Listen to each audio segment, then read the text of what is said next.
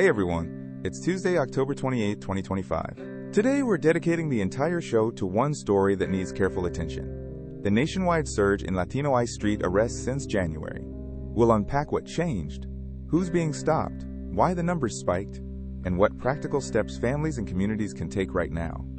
New data show that since January 20th, 2025, ICE has made about 15,000 street arrests of people with no criminal convictions, charges, or prior removal orders.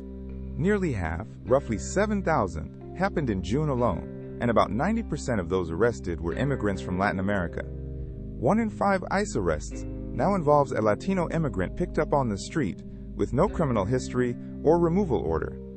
That signals a clear shift toward on-the-spot apprehensions in public spaces. Where are these arrests happening?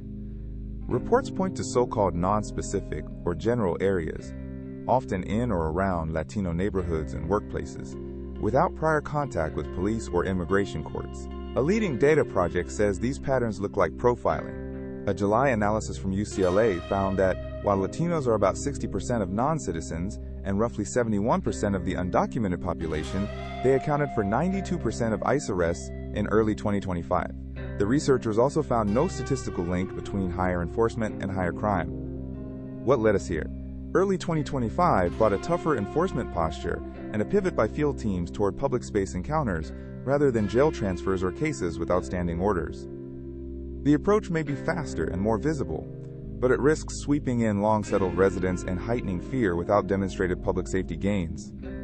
Here are practical steps. If you or someone you know is approached by ICE, you can ask if you are free to leave.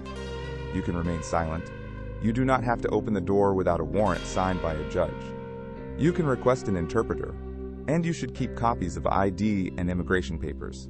If someone is detained, check immigration court dates through the EOIR automated system and contact a trusted nonprofit or attorney. Key dates to keep in mind. The surge began after January 20th, spiked in June, and was analyzed in July. With the federal fiscal year closing at the end of September, more comprehensive data and oversight questions could surface soon. To recap, street arrests of non-criminal immigrants surged after January 20th, with Latinos overwhelmingly affected and no proven tie to crime rates. Stay informed, know your rights, and find resources, explainers, and ongoing updates at visaverge.com.